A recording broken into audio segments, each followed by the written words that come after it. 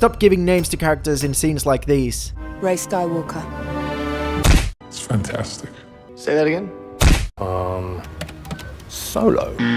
There are two types of annoying name scenes that really irks me. Rey Skywalker. It's fantastic. Say that again? In The Rise of Skywalker, or Rise of Rubbish as I like to call it, at the end of the movie, Rey says that her last name is Skywalker, just because she wants to identify as a Skywalker. Rey Skywalker. So apparently Rey felt like she was a relative to Luke or Leia, which doesn't make any sense. Or maybe she just felt like she was adopted by one of them, which is just sick, because she also made out with Kylo, who's Leia's son and Luke's nephew, but she still wants to be a Skywalker? Was she like, oh Kylo, you're such a good kisser, I'm gonna become your sister-in-law?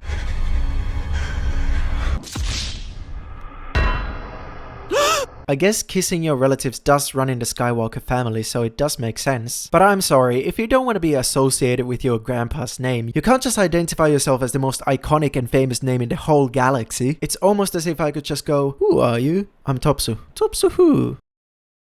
And would you stop taking pictures of yourself? Your sister's going to jail. I'm Topsu Kardashian. We have to call the police. Look, I understand that you can choose your own destiny and name, but I also think you don't have to choose a different name in order to do that. And she could have just kept the Palpatine name and then just be good and do good, and then consequently change the reputation of the name. You are a Palpatine. I'm Rey Skywalker. You are a Palpatine. Skywalker. Palpatine. Skywalker. The second type is when Han Solo gets his name in Solo, a chronicle in the Star Wars universe, semicolon, you'll never watch this movie again. No, I'm just kidding. It's not all bad, but what I'm of course talking about is the scene where Han is trying to join the Empire and the Imperial officer is just like, who are your people? I'm alone. Alone, eh? Well then you're gonna be Solo. I mean, come on. It's almost the same as that one joke from Avatar The Last Airbender where they were trying to guess Boomy's name and Sokka's like, I got it! Yeah? He's an earthbender, right? Rocky! You know, because of all the rocks. but neither of these two scenes I talked about are as bad and cringe as the following, which is the worst of the worst. And it's the 2015 Fantastic Four film, where at the end, the group is trying to figure out what to call themselves. And after the stupid jokes they make, the thing says, gotta say, it's fantastic. And then Mr. Fantastic is like, say that again? Ugh, it makes me want to punch myself in the face. It's just so on the nose, and it's played out like it's gonna be this cool moment that launches off their new franchise, and the writers must have been so proud of this scene. And I could just feel the pain of the editors just editing this scene and feeling so depressed about their lives. Honestly, it would have been less horrible if they got their name how they got it in the comics, where the narrator just announces they're the Fantastic Four. They could have just been like, it's fantastic. And then the camera pans out and the narrator goes, and so forth. They were known as the Fantastic Four. They would fight crime and villains forever and always until this movie's box office results were published and the studio wanted to forget they made this and wished they could blow up the whole project. Compare this scene to where we first hear the Fantastic Four name in the 2005 film. The newscast calls them the Fantastic Four, and then the Human Torch is just like, yeah, we're the Fantastic Four. See, I think that's a more natural way to get the name of the group than the whole, oh, there's four of us, and we are fantastic. Maybe we can call ourselves the Fantastic...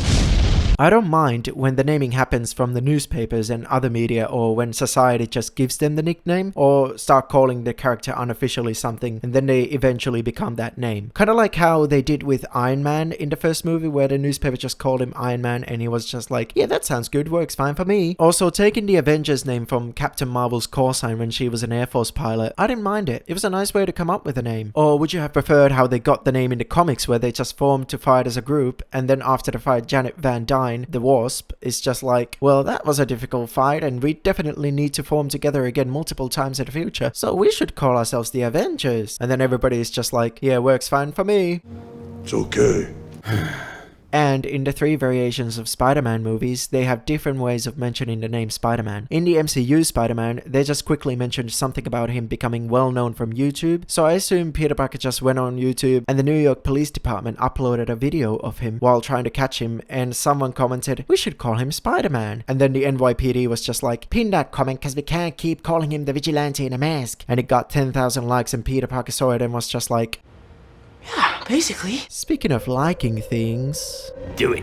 And then in The Amazing Spider-Man, he calls himself Spider-Man after he saves that kid from the falling car. And it's actually a very emotional scene, so that's good. So good. And then of course in the Raimi Spider-Man, Peter Parker comes up with the name The Human Spider, and the boxing match host just says, "What? Well, that name sucks, you're gonna be Spider-Man." And the crowd just cheers for Spider-Man when he wins the match. And I guess he was just like, well, works fine for me. Or maybe he wasn't fine with it. Maybe the real reason he was so devastated over Uncle Ben's death was because they used the wrong name? Who knows? Uncle Ben, I wanted to be called the Human Spider. Now, here's why this scene is acceptable compared to the example in Solo, A Star Wars Story. It's played out way more natural than the on-the-nose reaction from this Imperial officer who's just like, alone, eh? How about Han all by himself? We don't have to be all so literal and so obvious and on the nose in these naming scenes. Imagine when Palpatine was giving Anakin the name Darth Vader, and he would have been like, Padme's pregnant, isn't she? So you'll be a father soon. And father is Vater in German. And you will be a Sith. Yes.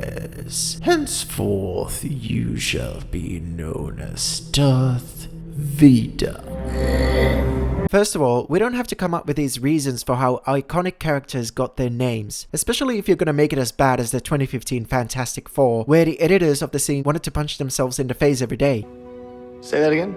And second of all, why do these characters have to be so impressionable and accept everything that is suggested? Like how Professor X just got the X-Men name from Moira MacTaggart in First Class. You're X-Men. So I like the sound of that. And by the way, the women are always saving the men around here. You might want to think about changing the name to X-Women. So I like the sound of that.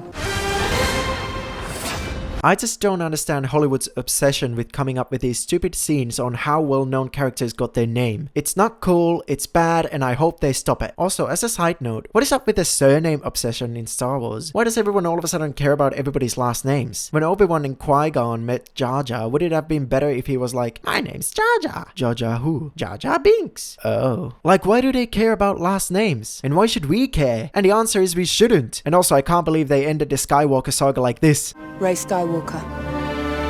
Like and subscribe for more. Bye bye now. And the word Darth is derived from the word dark. And the Sith used the dark side of the Force. So Darth is definitely going to be in the name. And yes, when I was a young Sith apprentice, I took German as an elective. 'Cause I don't know why, but speaking in German just makes me sound so terrifying. And